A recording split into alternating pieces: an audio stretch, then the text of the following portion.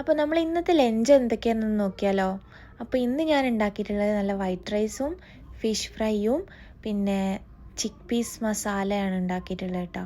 പിന്നെ ഇത് സാലഡിന് വേണ്ടിയിട്ട് കട്ട് ചെയ്ത് വെച്ചിട്ടുള്ള ഒനിയനാണ്. അതിലേക്ക് ഇനി ക്യാരറ്റൊക്കെ കട്ട് ചെയ്തിട്ടുണ്ട്. പിന്നെ ഇത് വെണ്ടക്ക ഉപ്പേരിയാണ്. പിന്നെ നല്ല അടിപൊളി ബീഫ് റോസ്റ്റ് ഇതാ ആയിക്കൊണ്ടിരിക്കുന്നുണ്ട്. ബീഫ് ഞാൻ കഴിക്കില്ല, പക്ഷേ ബീഫിൻ്റെ മസാല ഞാൻ ടേസ്റ്റ് ചെയ്ത് നോക്കിയപ്പോൾ നല്ല ടേസ്റ്റ് ഉണ്ടായിരുന്നു കേട്ടോ, അടിപൊളിയായിരുന്നു.